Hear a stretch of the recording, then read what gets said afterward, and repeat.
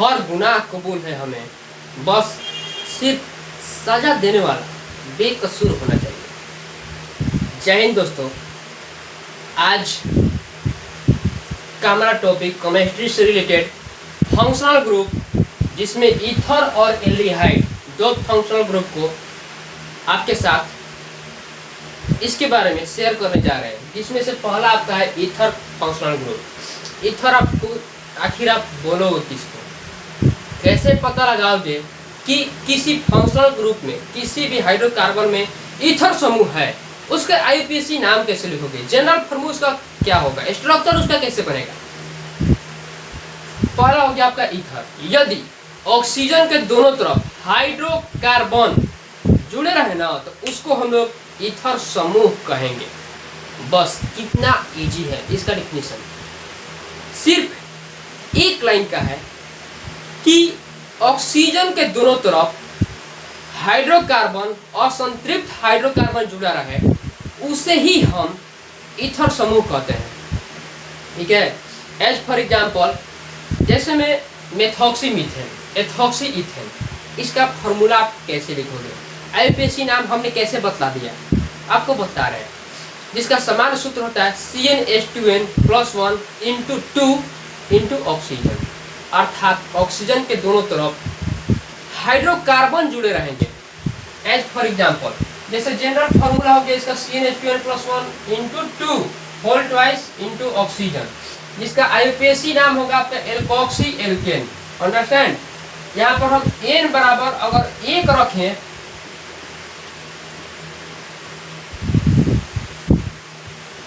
Formula में तो हमें प्राप्त होगा, देखिए तो C n के स्थान पर 1, n के स्थान पर 2 को 1 से मल्टीप्लाई कर देंगे, 2 और 1 जोड़ देंगे तो हो जाएगा 3, इसका होल ट्वाइस × ऑक्सीजन। ठीक है। CH3 का होल ट्वाइस × ऑक्सीजन। कहने का मतलब ये है मेरा कि ऑक्सीजन के दोनों तरफ CH3 ठीक है सिंगल बॉन्ड से जुड़े रहेंगे, मतलब कि दोनों कार्बन ऑक्सीजन से सिंगल बॉन्ड से चेन के रूप में जुड़े रहेंगे। इसे हम लोग ईथर समूह कहेंगे। ईथर आपका क्रियाशील समूह। ठीक है। जहाँ पर इसका आईयूपीएसी नाम हो जाएगा एल्कोक्सी, इसको एल्कोक्सी बोलेंगे। तो कार्बन नंबर 1 को हम लोग मिथ बोलते हैं, जिसको हम लोग लिखेंगे मिथॉक्सी, और इसको एल्केन बोलना है तो ये आपका मिथ है तो मीथेन हो गया। ठीक है। इजी है, बहुत इजी है। और इसका स्ट्रक्चर हो गया आपका एज फॉर एग्जाम्पल, बीच में ऑक्सीजन है, ऑक्सीजन का अंतिम कक्षा में 6 गो इलेक्ट्रॉन है। ठीक है। और इसको चाहिए 2 गो इलेक्ट्रॉन, कहीं से भी 2 गो इलेक्ट्रॉन का इसके पास लैकिंग हो रहा है, अर्थात कमी है। और कार्बन जो है आपका 6 नंबर का तत्व है और इसके पास अंतिम कक्षा में 4 गो इलेक्ट्रॉन है। तो कार्बन करेगा क्या कि एक ऑक्सीजन से एक को दोनों कार्बन ऑक्सीजन के साथ इलेक्ट्रॉन का साझा करके और एक को इलेक्ट्रॉन आपका हाइड्रोजन के साथ साझा करके अपना अष्टक पूरा करेगा। और इस प्रकार से इसका स्ट्रक्चर हमें प्राप्त होगा। कार्बन यहाँ से ले गया, कार्बन के इलेक्ट्रॉन काउंट करिए 1 2 3 4 5 6 7 8, फिर ऑक्सीजन 2 और ये 2 4, जबकि ऑक्सीजन का अपने पास खुद का 6 इलेक्ट्रॉन है। काउंट कर लीजिए ना, 1 2 3 4 5 6 7 8, यहाँ पर एक हाइड्रोजन और कार्बन से लेकर के इलेक्ट्रॉन अपना अष्टक पूरा कर लिया। यहाँ पर भी एक हाइड्रोजन है, ये भी एक कार्बन का इलेक्ट्रॉन लेकर के अपना अष्टक पूरा करेगा। कार्बन क्या करेगा कि सबका एक इलेक्ट्रॉन लेगा, एक इलेक्ट्रॉन दिया है तो एक इलेक्ट्रॉन लेगा और इस प्रकार से अपना अष्टक पूरा करेगा। इस प्रकार से इसका चेन रिएक्शन हमें प्राप्त हो गया। या फिर इसको हम लोग ऐसे भी लिख सकते हैं, carbon single bond hydrogen, single bond hydrogen, single bond hydrogen, single bond oxygen, single bond carbon, single bond hydrogen, single bond hydrogen, या फिर सिंगल बॉन्ड हाइड्रोजन। इसको लिखे या फिर इसको लिखे, दोनों बात सेम ही है। ठीक है। ये रहा आपका ईथर समूह, ईथर क्रियाशील समूह। किसको बोलोगे? तो अगर ऑक्सीजन के दोनों तरफ क्रियाशील मूलक संतृप्त या फिर असंतृप्त हाइड्रोकार्बन जुड़े रहे ना तो उस प्रक्रिया के फलस्वरूप जो हमें फंक्शनल ग्रुप, जो भी हाइड्रोकार्बन हमें प्राप्त होता है उसको हम लोग ईथर समूह ही कहते हैं। फिर से समझिए, ईथर समूह किसको बोलेंगे? तो ऑक्सीजन के दोनों तरफ हाइड्रोकार्बन जुड़ा रहेगा चेन के रूप में, और इस क्रिया के फलस्वरूप जो भी आपका हाइड्रोकार्बन प्राप्त होगा उसको हम लोग ईथर समूह कहेंगे, और जिसका समान सूत्र होता है CnH2n+1 into whole twice into O। ठीक है, यहाँ पर जहाँ पर हमने n बराबर 1 रखा तो हमें प्राप्त हो गया CH3 होल ट्वाइस O। ऐसे अगर n बराबर अगर हम 2 रखेंगे तो हमें देखिए, तो n का मान यहाँ पर रखिए क्या 2, तो हो गया C2H का मान 2 दूना 4 और 1 हो गया 5 का होल ट्वाइस ऑक्सीजन। कहने का मतलब इसका ये है कि ऑक्सीजन के दोनों तरफ C2H5 सिंगल बॉन्ड से जुड़ा हुआ है। ठीक है, और यही तो है आपका क्रियाशील समूह ईथर, जिसका इसका IUPAC नाम हो जाएगा C2H5। कार्बन नंबर 2 को हम लोग ईथ बोलते हैं, और इसको लिखना है एल्कोक्सी के रूप में, तो इथॉक्सी इसको बोल देंगे इथॉक्सी।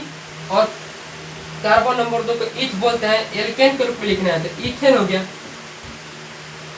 ठीक है, इथॉक्सी इथेन अर्थात C2H5 single bond oxygen single bond C2H5, क्योंकि हर गुना कबूल है आपका, सिर्फ सजा देने वाला बेकसूर होना चाहिए। ठीक है, क्योंकि पूरी दुनिया अगर आपका खिलाफ हो जाए ना, एक बात गांठ बांध दीजिएगा अपने माइंड में कि जो आपको पसंद नहीं करता है उसके पास आप रोइए, गिड़गिड़ाइए, हाथ फैलाइए, उसका पैर पकड़िए, आपको पसंद नहीं करेगा। अपने यहाँ पर खुद पर आप रह करके इस बात को देखिए ना कि जब आप किसी को पसंद नहीं करते हैं और वो आपको परेशान करता है तो आपके दिल में उसके लिए कैसा फीलिंग उत्पन्न होता है। ठीक वैसा ही अगर कोई भी व्यक्ति आपको पसंद नहीं करता है तो आप उसके लिए अपना जान भी निकाल करके दे दोगे, अपना दिल निकाल करके दे दोगे, उसके लिए आपके लिए उसके हृदय में, हार्ट में कोई फीलिंग नहीं आएगा। ठीक है, ठीक वैसे ही इसका अगला एग्जांपल की तरफ आपको हम लिए चलते हैं कि अगर n बराबर हम 3 रख दें तो हमें प्राप्त हो जाएगा क्या, देखिए तो C3H 3 दूना 6 और 1 7 हो जाएगा का होल ट्वाइस ऑक्सीजन।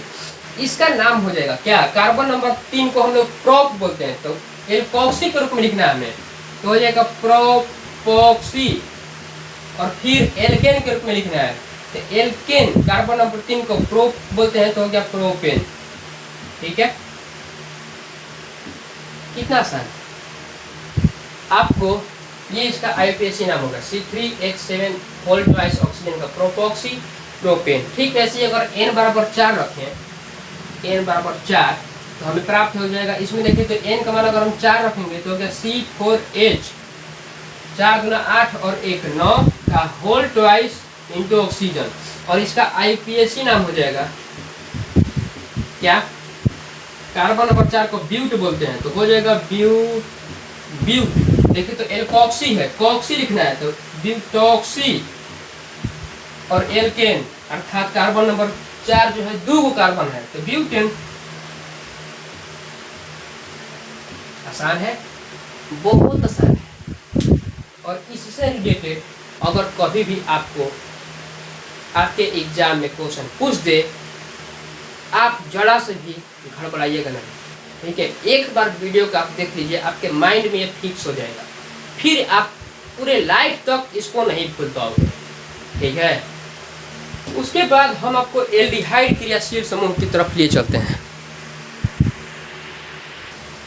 अगला आपका टॉपिक है एल्डिहाइड क्रियाशील समूह, क्रियाशील मूलक, जिसको हम लोग एल्डिहाइड के नाम से भी जानते हैं। देखिए किसको बोलेंगे, एल्डिहाइड। अगर वैसा हाइड्रोकार्बन जिससे, वैसा क्रियाशील मूलक जिससे CHO जुड़ा रहे, क्रियाशील मूलक, उसको हम लोग एल्डिहाइड समूह कहेंगे। फिर से समझिए, वैसा हाइड्रोकार्बन जिससे CHO क्रियाशील मूलक जुड़ा रहे और प्रत्येक अवस्था में ये उपस्थित रहेगा तो उसको हम लोग एल्डिहाइड समूह कहते हैं, जिसका समान सूत्र होता है CnH2n+1 इंटू 3HO, जिसका IUPAC नाम होता है एल्केन में ऑल जोड़ देना है, AL ऑल। और इस प्रकार से इसका IUPAC नाम हो जाएगा। एल्डिहाइड समूह किसको बोलेंगे? तो वैसा क्रियाशील मूलक, वैसा हाइड्रोकार्बन जिससे CHO क्रियाशील समूह जुड़ा रहेगा। प्रत्येक अवस्था में CHO आपका वहां पर मिलेगा ही मिलेगा, और उसको हम लोग बोलेंगे एल्डिहाइड समूह, जिसका समान सूत्र होता है CnH2n+1 × CHO, जबकि इसका जिसका जनरल फॉर्मूला CnH2n+1 × CHO, जबकि इसका IUPAC नाम एल्केन में ऑल जोड़ देना है, एल्केनॉल। आपको एग्जाम्पल से समझते हैं। n बराबर अगर हम 0 रखेंगे इस फॉर्मूला में तो हमें प्राप्त हो जाएगा क्या? Cn का मान 0, H 2 को 0 से मल्टीप्लाई करेंगे और इसमें 1 जोड़ देंगे इंटू CHO। तो ये जो आपका टर्म 0 हो गया, 2 को 0 से मल्टीप्लाई कर देंगे तो 0 और 0 में 1 जोड़ देंगे तो हो गया क्या? HCHO हमें प्राप्त होगा। ठीक है, HCHO। तो HCHO का अब हम आपको बताने जा रहे हैं क्या? वही स्ट्रक्चर देखिए, ये हो गया आपका कार्बन, और कार्बन के पास है कितना इलेक्ट्रॉन? तो 4 इलेक्ट्रॉन अंतिम कक्षा में अवेलेबल है, और इसको 4 इलेक्ट्रॉन बाहर से कहीं से भी चाहिए, चाहे कोई कर्जा लेकर के इसको क्यों न दे, इसको अपने इलेक्ट्रॉन से मतलब है। ठीक है, तो करेगा क्या कि ये ऑक्सीजन के साथ डबल बॉन्डिंग बनाएगा। ऑक्सीजन आपका 6 नंबर का तत्व है और इसको 2 इलेक्ट्रॉन चाहिए कहीं से भी। ठीक है, चाहे कोई इसको कर्ज लेकर के ही क्यों न दे। तो हाइड्रोजन के पास इतना कैपेसिटी है नहीं कि वो 2 इलेक्ट्रॉन का त्याग और ग्रहण कर सकता है, तो इसलिए हाइड्रोजन के साथ ये सिंगल बॉन्डिंग नहीं बनाएगा। ठीक है, तो ऑक्सीजन जो है कार्बन के साथ डबल बॉन्डिंग बनाएगा और यहाँ पर 2-2 इलेक्ट्रॉनों का साझा करेगा। उसके बाद क्योंकि ऑक्सीजन के पास 6 अपना खुद का इलेक्ट्रॉन है, 2, 2, 4, 2, 6, और कार्बन के पास कितना है? 4 इलेक्ट्रॉन है अंतिम कक्षा में से, और 2 हाइड्रोजन है यहाँ पर। देखिए, हाइड्रोजन कार्बन से 1 लेकर के अपना अष्टक पूरा कर लिया। कार्बन क्या करेगा कि 1 इलेक्ट्रॉन ले लेगा हाइड्रोजन का, और इसके पास खुद का 4 गो है, और 2 इलेक्ट्रॉन ले लेगा किसका? ऑक्सीजन का, और इस प्रकार से कार्बन का आपका अष्टक पूरा हो जाएगा। और ऑक्सीजन क्या करेगा कि इसके पास खुद का 6 इलेक्ट्रॉन है, 2 कार्बन का इलेक्ट्रॉन दिया तो 2 कार्बन का इलेक्ट्रॉन ले लेगा, और इस प्रकार से इसका स्ट्रक्चर बन करके तैयार हो गया। इसको हम लोग ऐसे भी लिख सकते हैं, carbon single bond hydrogen, single bond hydrogen, double bond oxygen, जिसका सामान्य सूत्र हो गया आपका क्या? HCHO। और इसका पूछेगा कि IUPAC नाम क्या है, इसको हम लोग क्या बोलते हैं, तो IUPAC नाम इसका एल्केनॉल होगा। एल्केन में ऑल जोड़ देना है। तो कार्बन नंबर 1 को हम लोग जानते हो कि क्या बोलते हैं? मेथ बोलते हैं। तो क्या मेथ, और नॉल जोड़ दे रहा है, मेथेनॉल। ठीक है, मेथेनॉल इसका IUPAC नाम हो गया, जिसका समान सूत्र हो गया HCHO। HCHO का समान सूत्र HCH जो हो गया, इसका IUPAC नाम हो गया मेथेनॉल। Methanol, understand. इसको हम लोग दूसरे शब्द में देखिए, अगर वैसे ही n बराबर हम n बराबर 1 रखते हैं यहाँ पर, तो हमें क्या प्राप्त हो जाएगा? What will we be get when we will be put the value of n = 1। जब n का मान यहाँ पर हम 1 रखेंगे तो क्या हमें प्राप्त? C1 H का मान 2 को 1 से मल्टीप्लाई करेंगे और 1 जोड़ देंगे तो कितना हो जाएगा? CH3CHO। इसका IUPAC नाम पूछेगा, अर्थात international union of pure and applied chemistry. हम इससे पूछेगा इसका क्या होगा, तो इसका IUPAC नाम हो जाएगा क्या? कार्बन इसमें 2 गो है, यहाँ पर भी एक कार्बन आपको दिख रहा है, यहाँ पर भी एक कार्बन है, तो कार्बन जब 2 गो रहेगा तो ईथ बोलते हैं, तो हो गया एथेनॉल, इसका IUPAC नाम। अब इसका स्ट्रक्चर अगर आपसे कह दे, इसका स्ट्रक्चर हमें बना करके दिखाइए। एक बार ऐसे ही हुआ था, 2 लड़का था, उससे हमने कहा कि इसका स्ट्रक्चर कौन बना देगा। एक ने कहा मैं इसे बना सकता हूँ, दूसरे ने कहा सिर्फ मैं ही इसे बना सकता हूँ, दूसरा कोई नहीं। देखिए, दोनों ने बात एक ही कही, पर दोनों के शब्दों में हल्का सा डिफरेंट है, और दोनों के कहने का सेंटेंस में बहुत आसमान जमीन का अंतर हो जाएगा। एक ने कहा कि सिर्फ मैं इसे कर सकता हूँ, यहाँ पर इस सेंटेंस से प्राउडली घमंड का बात, घमंड का भाव जिक्र हो रहा है। दूसरे ने कहा मैं इसे सोल्व कर सकता हूँ। यहाँ पर इसका आत्मविश्वास, इसका आत्मविश्वास, सेल्फ रिस्पेक्ट है कि मैं, सेल्फ बिलीफ है कि मैं इसे बना सकता हूँ। पर घमंड और विश्वास में बस हल्का सा का भी अंतर होता है। क्योंकि और घमंड किस बात का है? जब जिंदगी झंड है फिर भी घमंड है। रात को खिले हुए फूल को जब सुबह ताजा ताजा तोड़ लिया जाता है ना, तो उस फूल को ये पता नहीं रहता है कि उसको अर्थी पर जाना है या फिर मंदिर में जाना है, फिर घमंड किस बात का? ठीक है, तो एक ही सेंटेंस के कई सारे अर्थ निकल सकते हैं।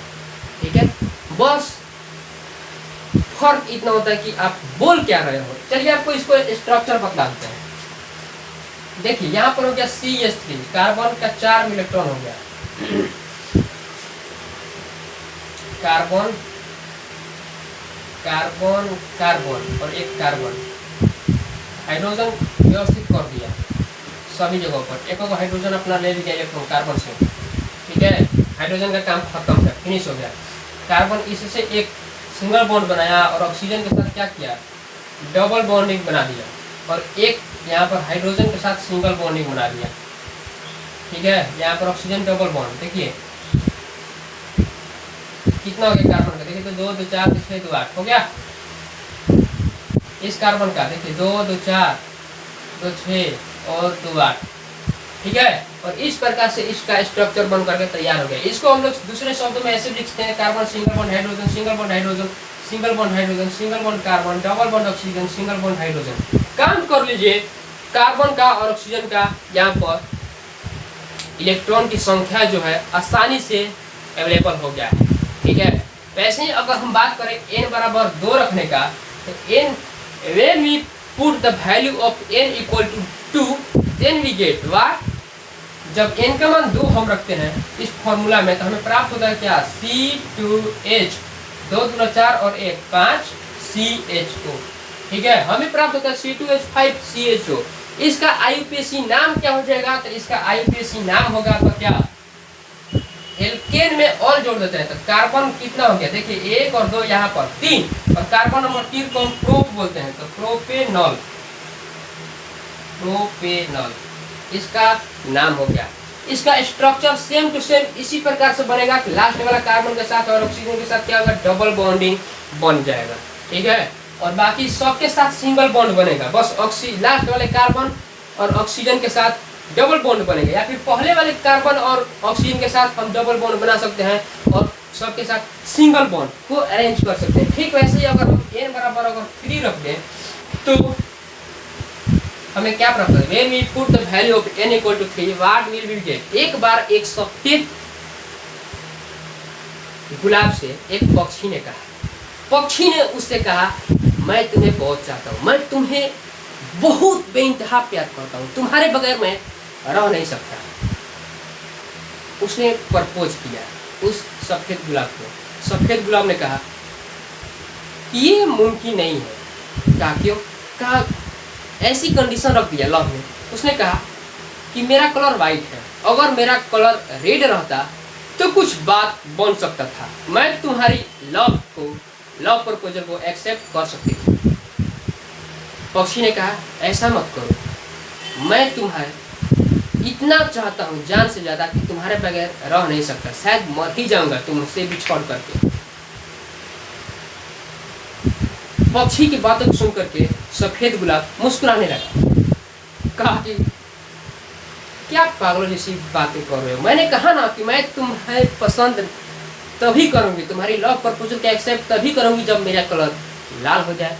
ऐसी कंडीशन रख दिया कि ना तो कभी उसका कलर रेड होगा और ना ही पक्षी कभी उससे लव करना होगा।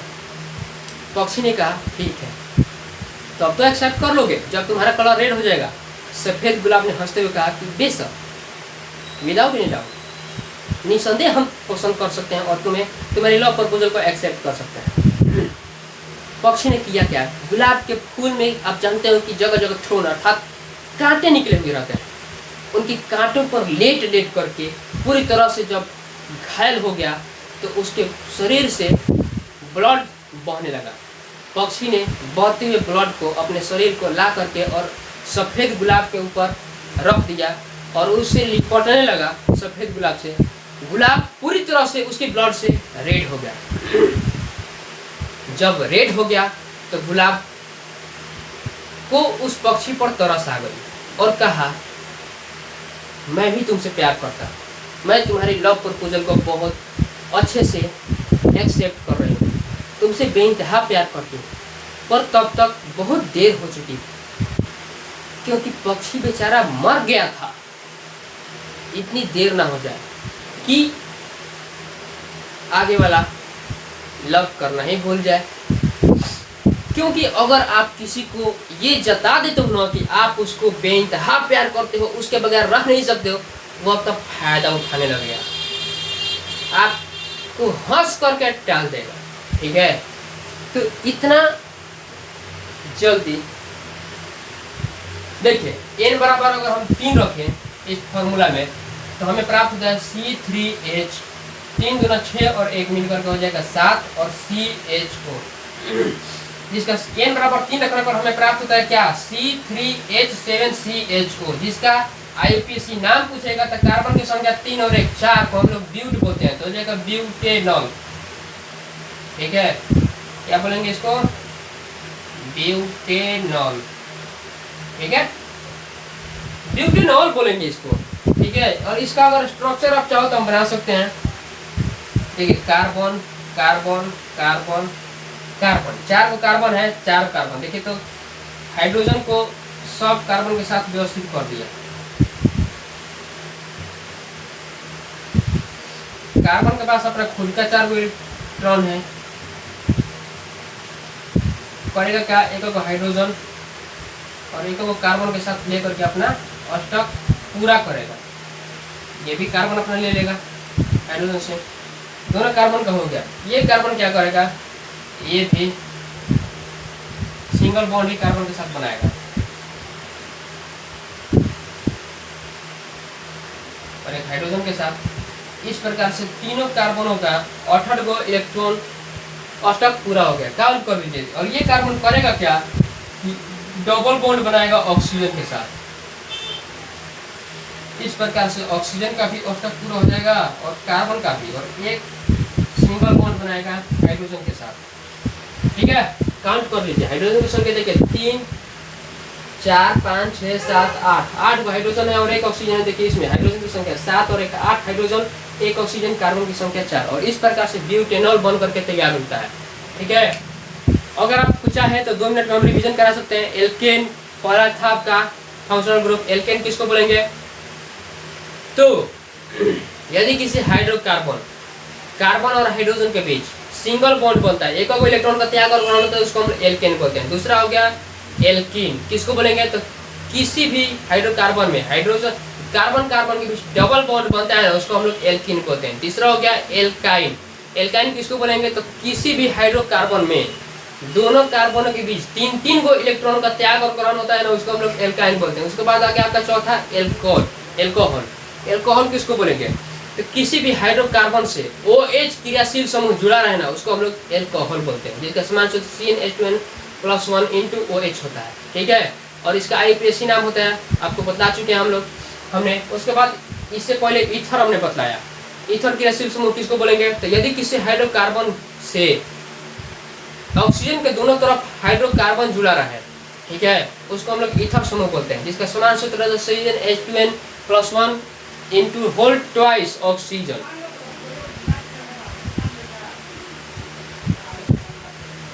ठीक है,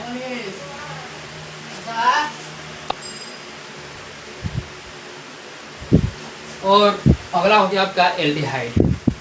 क्योंकि जैसे जैसे उम्र बढ़ेगी, आसपास के लोग बदलेंगे, ये दुनिया बदलेगी, पर्यावरण भी बदलेगा, मौसम भी वाकई चेंज होगा ही होगा, आसपास के लोग बदल जाएंगे, आप भी बदल जाओगे। पर एक चीज़ है जो कि कभी भी नहीं बदलेगा, और वो है मेरा कैरेक्टर। शायद अब मरने के बाद ही चेंज। वैसे ही है आपका एल्डिहाइड। अगर किसी भी हाइड्रोकार्बन में CHO क्रियाशील समूह जुड़ा रहा है उसको हम लोग एल्डिहाइड फंक्शनल ग्रुप कहेंगे, जिसका समान सूत्र होता है आपका CnH2n+1 × 1 CHO। इसका IUPAC नाम होता है, एल्केन में ऑल जोड़ देंगे, एल्केन नॉल हो जाएगा। n बराबर 0 रख करके हम बनाएंगे, याद रखिए 0, क्योंकि ऊपर वाला 0 को हीरो बना देता है, तो मेथेनॉल हमें प्राप्त होता है। इसलिए इसका स्ट्रक्चर हो जाएगा, n बराबर 1 रखेंगे तो एथेनॉल प्राप्त होगा, इसका स्ट्रक्चर यहाँ पर है।